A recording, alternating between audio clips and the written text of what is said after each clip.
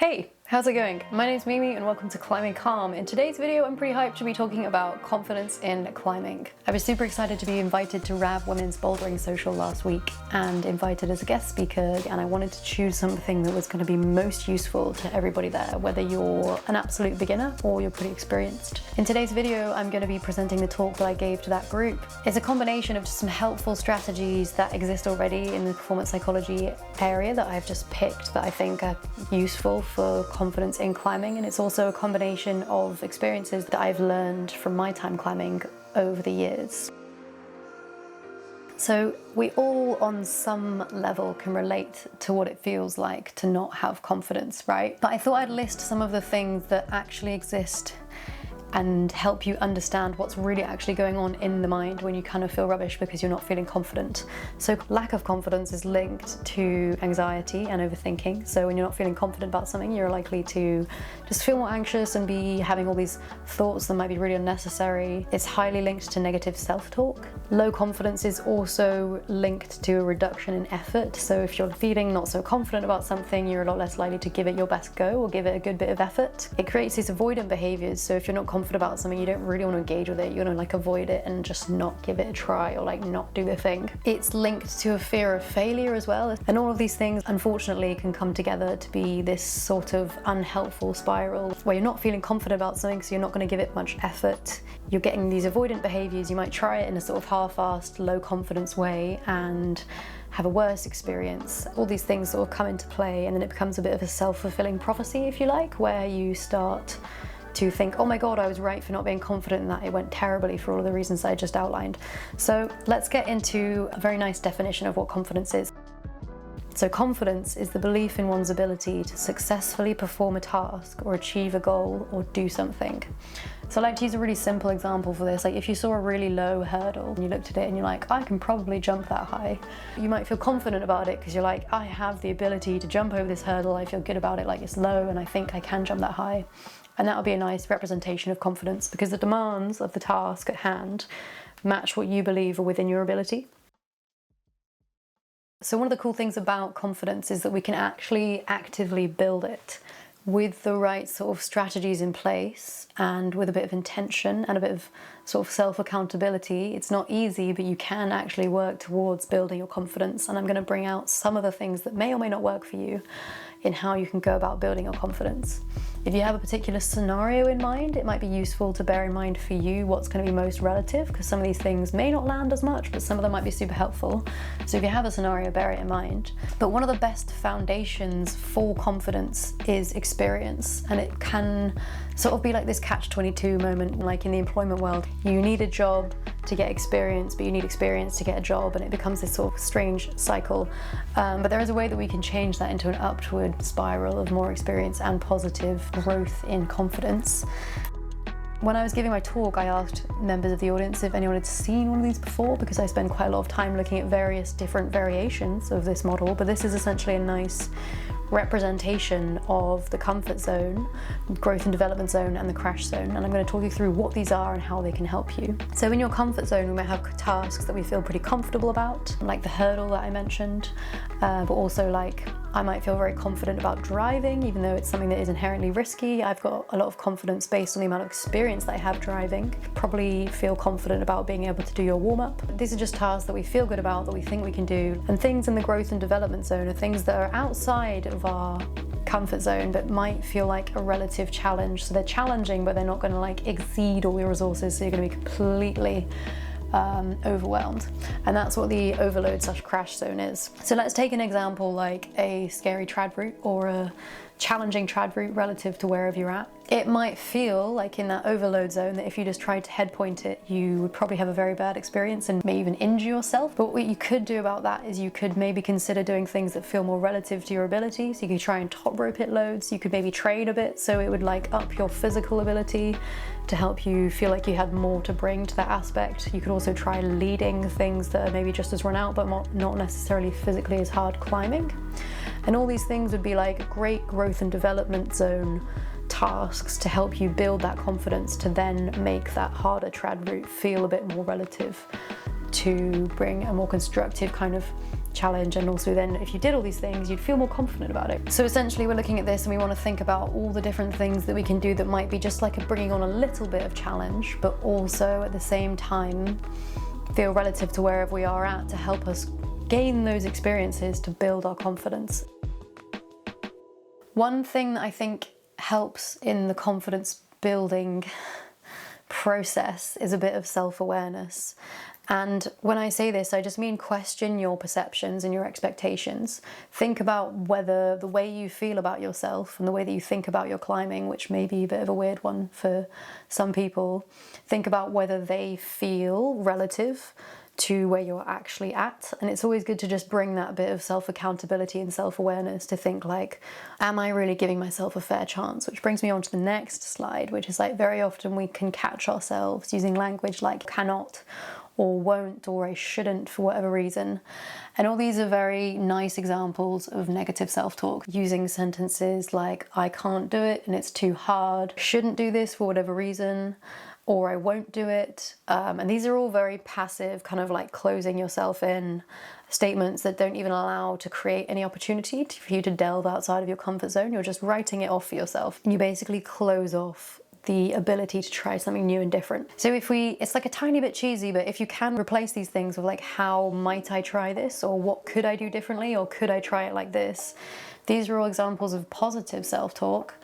A lot of the research that looks at positive self-talk doesn't come to any like great conclusions that positive self-talk is really helpful. And this can feel a bit disheartening, but one of the cool things about positive self-talk that most of the literature does agree on, and that is the best thing about positive self-talk, is that it completely eliminates all of the negative side effects of negative self-talk, if that makes sense. Well, there are some arguments to suggest that it is super helpful, but one of the best things about it is that it at least won't be cutting yourself off, you're not sandbagging yourself, you're not creating the negative side effects of negative self-talk. And these things can be explained as a growth mindset in some ways. It's something I'm currently making a video about, which may or may not be out yet. If it is, I will definitely link it down below. I could talk about mindset for ages, but I'm going to try not to. I'm just going to isolate growth mindset for a moment in the relevance of confidence.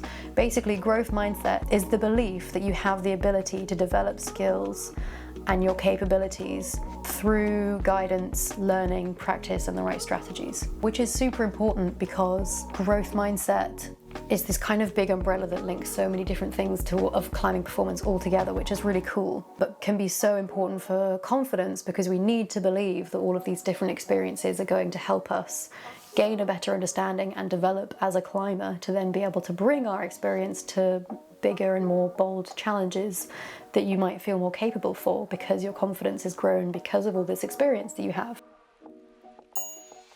Another exercise that I brought to the group was something that you can do when you're alone. Maybe just sit down and write it down if that's your thing, like stick it on your phone, but just have a moment to reflect and choose a few things that you value about your climbing. And everyone will have very different answers to this question. It's a bit of a weird one, but like, what do you value about your climbing? And some people might say they just want to feel good when they're on the wall. Some people might really value fun, like keeping it as a fun experience. That's super important if that's important to you. Some people might just value showing up and that's enough. It doesn't have to be anything else. The physical health benefits of climbing, and it is a really nice, constructive, positive way to exercise. You might really value whether you pushed yourself. And the super important and beneficial thing about establishing what your values are is that this makes failure way more comprehensive and way more comfortable. Failure is such an inherently big part of climbing, and if you can evaluate what it is that really actually matters to you in your climbing, it becomes much, much easier to fail, which is super important because you can fail knowing that you stuck to what you valued, whether that's failing but you really value having a social time, or whether you value if you had loads of fun or not, because then you're not so fussed about the outcome of the session. For example, I really personally value firstly just showing up, because that's great. I really value whether I tried hard or whether I pushed myself in the session, and I also really value finding one small tiny thing that helps me improve my overall climbing ability. And all these things detract from that kind of anxiety about wondering what happens if you did or didn't do the climb. And it helps you kind of allow failure to be this amazing thing that helps you expose your weaknesses and look for moments where you can change and put work in to develop and improve your climbing ability. So worrying less about failure by establishing what your values are is going to allow you to go into things that feel outside of your comfort zone, that you don't feel confident about, and it's going to allow you to engage with them in a more constructive way, which is really important. One other thing that I brought to the group was community. When we are not confident, being surrounded by like-minded peers and pals is really helpful. There is actually research that shows that you can gain self-efficacy from seeing other people achieve stuff. And self-efficacy is just a fancy word for confidence in the performance psychology world. Seeing people around you that just are achieving things or doing things and you can learn from others. I think that's one of the cool things about climbing. It's just so nice. Like, we're all in it together. We all understand the process and we all have this kind of mutual respect for, like, if you're trying really hard, like it's your physical limit, or no matter what that is, we're all coming up against the same stuff. And it can just be so constructive for your confidence to be part of that really nice, like, community, mutual appreciation and respect. The next thing that I want to talk about is expectations. Expectations are very tricky because often they're attached to the outcome of a thing.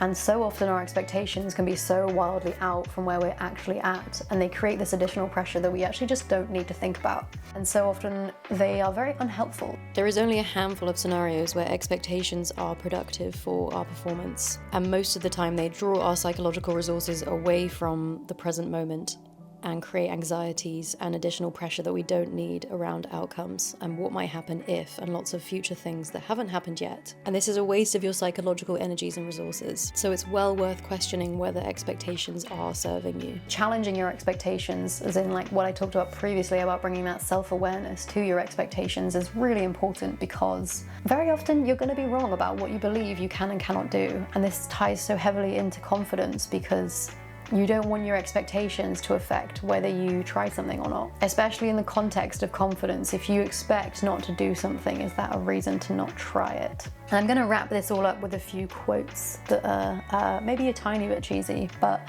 the first one is, those who say they can and those who say they cannot are often both right. I couldn't actually find out who originally said this one, but it is something that I do think about quite a lot. I think this one's super interesting, going back to some of the like self-talk things and just mindset in general. If you tell yourself you can't, you immediately write off any opportunity for you to engage with a thing, try and see what happens. But if you keep an open mind or a growth mindset and just think like, I wonder what I have to gain from this, or I might as well just give it a crack, I think this is super important, because if you say you can't do something, you're often immediately just going to prove yourself right. You're going to shut those doors, you're closing yourself down and writing yourself off to any interesting opportunities and experiences that giving something a go or showing up to something is going to allow you to do. And the final thing that I thought I'd bring to this one on confidence, I was listening to Sasha DeJulian's book at the beginning of the year called Take the Lead. One sentence I heard just like really stuck with me, and I heard it and I was just like, oh my God, this just completely resonates with me and how I feel about my entire climbing process. And it was, high aspirations and low expectations. I think so often in climbing we don't actually have to expect that we can do something in order to engage with it and give it a go and see what happens. I feel like with my entire climbing process, I find it very hard to know whether I can actually do something. So I feel like it's very false sort of to say that you must feel amazing and that confidence is this amazing radiating thing that like creates this huge inflated ego or whatever. I don't think that works, and that's never worked for me. I think the most important thing about confidence, you don't need tons of it. You just need enough to engage with the things that will allow you to have a great experience, learn something, meet new people, or try something that's really cool, right? My huge takeaway from this whole video is I don't believe that confidence has to be this amazing thing that makes you feel like you can do anything, because that's not constructive either in climbing. But the most important thing is that you don't allow your confidence to stop you from having an experience or learning something or like meeting new people or doing something cool, right? Obviously in climbing there's always that inherent risk, so that's what I mentioned previously, don't go and do something stupid. But within reason, don't allow your lack of confidence to be the thing that stops you. Don't sandbag yourself, don't tell yourself you can't do it with negative self-talk. Don't be too afraid to fail, and stick to your values, and you might have different takeaways and like different goal set of orientation to help your confidence, to allow you to engage in new things and begin to grow confidence. One of the most important things about confidence in climbing is not that you have to feel bucket loads of confidence. You don't have to feel amazing about doing something, but you just don't want lack of confidence to essentially stop you from engaging in things that might be really good or interesting or positive that you want to do and show up for. And that just feels like climbing, like showing up, having a crack, giving it a go without any expectations and seeing what happens. I hope that's useful. We've just covered a whole load of different subjects, and I think each one of those could probably be a video in its own right. But just to bring them all together into some little helpful tips and tricks that can help you build your confidence. If you did have a scenario in your head irrelevant of where you are at as a climber, maybe hopefully some of those were helpful to you. If you think it could be useful to somebody you know, send it on, because you never know, you could like revolutionize their climbing process. If you're new to the channel, please subscribe, because there's going to be loads more videos like this. My name's Mimi, this has been a Climbing Calm episode, and catch you on the next one.